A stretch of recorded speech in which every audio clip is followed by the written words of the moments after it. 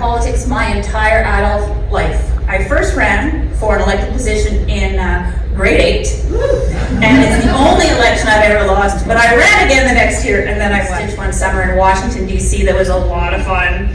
And you know, the Parliament Championship program was started by Guelph's own Alf Hales more than 50 years ago. So in that program, 10 young Canadians go to Parliament Hill, you work 5 months for a government MP and 5 months for an opposition MP, and you travel to other parliamentary democracies. So amazing program that really opened my eyes. And I was an intern the year of the Quebec referendum, which was really a historic moment. So throughout my career, I've usually chosen policy rather than political affiliation until now. And why is that? Well, I'm very concerned about the tone of politics, as Frank mentioned, the lack of civility, the tension that is building across Canada, and its very corrosive effect on our communities. Naturally, many people want to turn away from that. They want to watch Netflix, they don't want to talk about politics, they want to do anything else, but not you and not me. And we are here tonight because we know we need to lean in and stand up for truth and for democracy. We need to call out misinformation, intimidation, and personal attacks. We need to listen to one another, to build understanding, and to work together for a better city and a better country. Lloyd Longfield, Frank Valeria, Brenda Chamberlain have been exemplary parliamentarians in this regard, and Jim as well. And I would strive to do the same.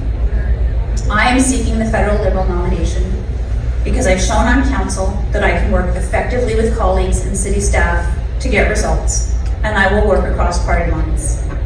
I did my master's degree research on trust, and I know how dangerous the conservative attacks on our institutions are to the fabric of this country. We must restore trust in our institutions and to earn trust from our constituents every day.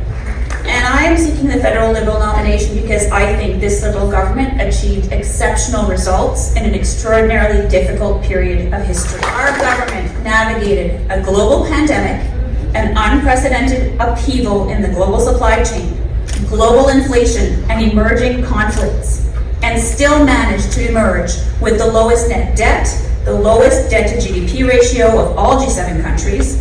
Canada avoided a recession, and last week, the Bank of Canada was the first among the G7 countries to cut interest rates. Through all of that unprecedented polycrisis, we're calling it now, this Liberal government supported Canadians through COVID, literally paid rents and put food on people's tables. They raised hundreds of thousands of children and families out of poverty with the child tax credit, and they restored the age of eligibility for old age security and guaranteed income supplement from 67 back to 65. That's remarkable. But don't take my word for it. We all know that while the Conservative Party is catastrophizing, the OECD and the IMF project that Canada will see the strongest economic growth in the G7 next year. It doesn't mean it's all sunshine and roses, but we have a solid economy and the announcement of programs that are going to make a huge difference in the lives of Canadians. But there are still significant challenges.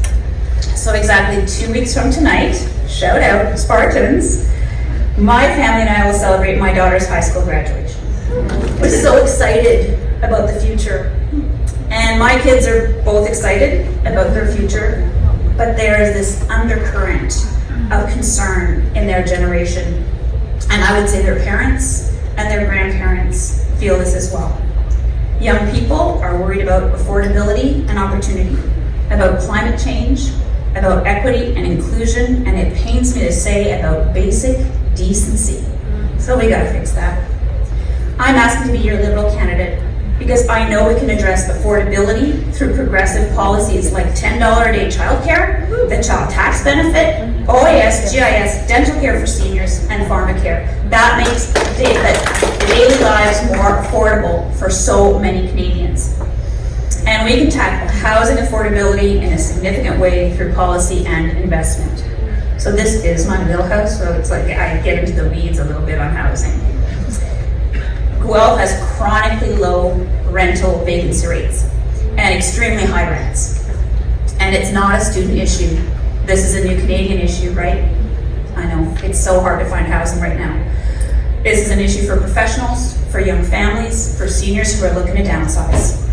The range of federal policies from tax breaks, loans, public lands, and new low-interest loans to build secondary suites that will help both home builders who need the incentives and home owners who can add secondary suites.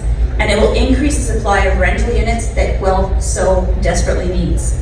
The federal government is working directly with cities to increase the overall housing supply.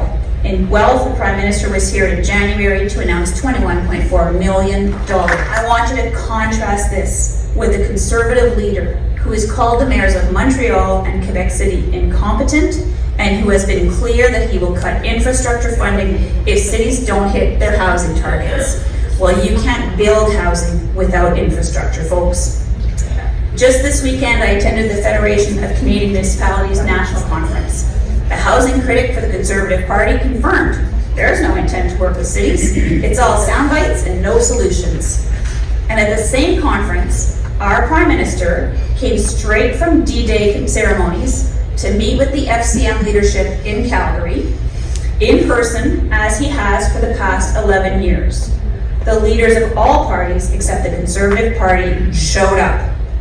The Prime Minister's presence, his remarks, and his government's investments prove his commitment to municipalities, and he took a live Q&A session in Calgary to hear from the delegates.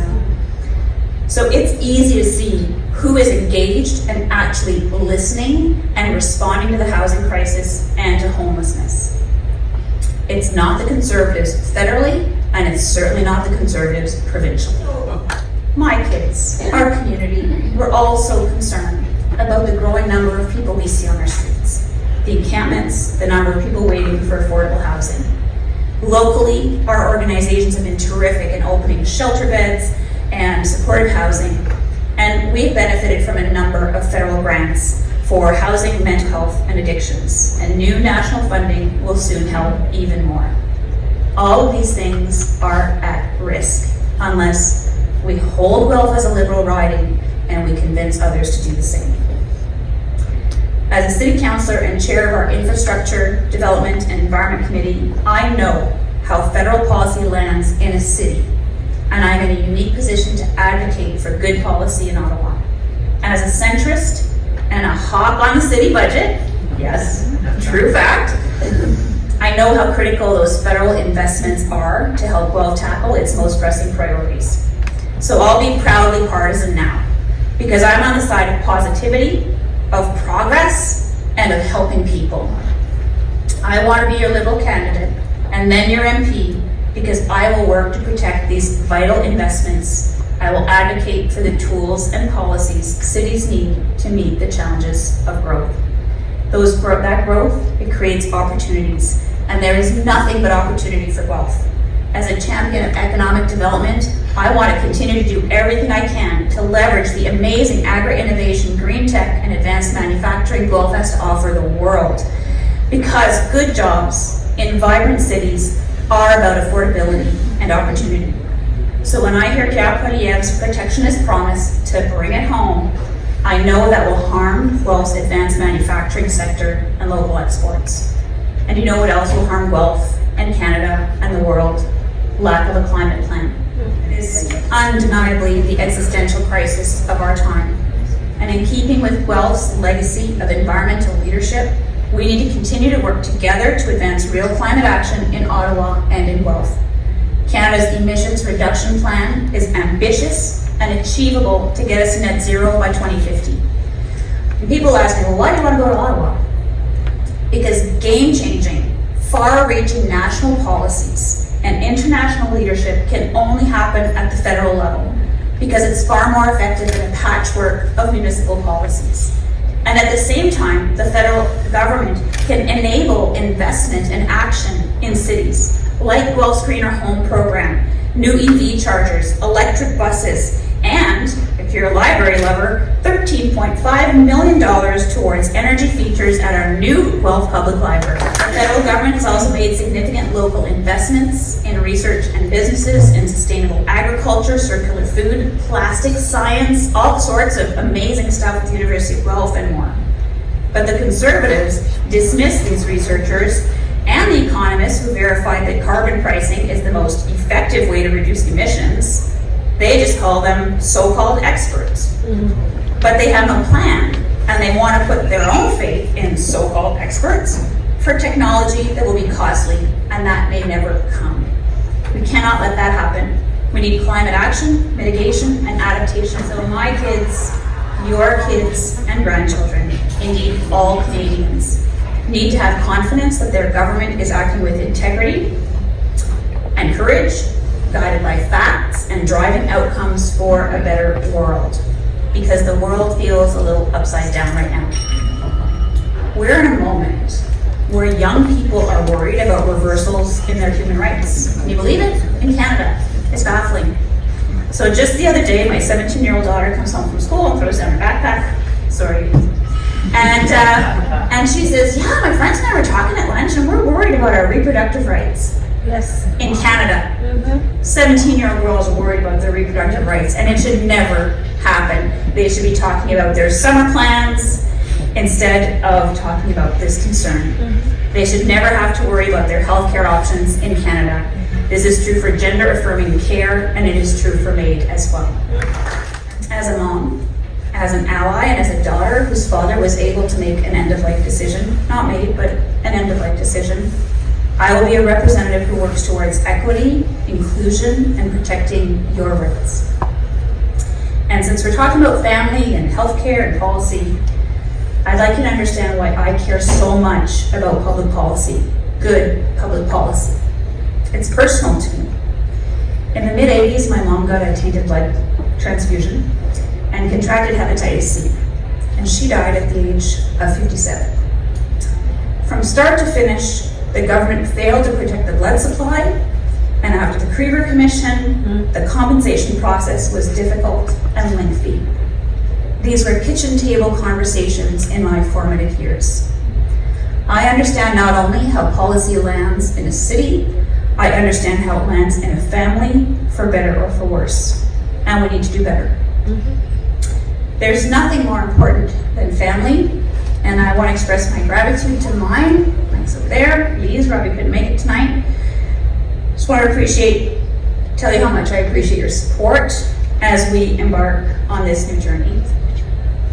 My decision to seek this nomination is driven by a commitment to my children, your children, their generation, and the generations to come. They deserve a future filled with optimism, trustworthy leadership, and a healthy planet. To the long-term Liberals who are here tonight, my desire to be your next Liberal candidate is centered on serving you to the best of my ability, striving for a better Guelph and a stronger Canada. Until the nomination is held, I want to listen and I want to earn your support. And if I have the honor of becoming your candidate, we will work together to ensure a Liberal victory in Guelph, because it truly matters for democracy, for decency, for policy, and prosperity. Tonight, please take one of my cards on your table, and they're spread out throughout the room, and you'll see 3 words on them: service, hard work, and experience. And that is my promise to you. I absolutely love this city and would be honored to earn your support to become Guelph's Liberal candidate in the next federal election. Merci beaucoup, mesdames et messieurs. Thank you.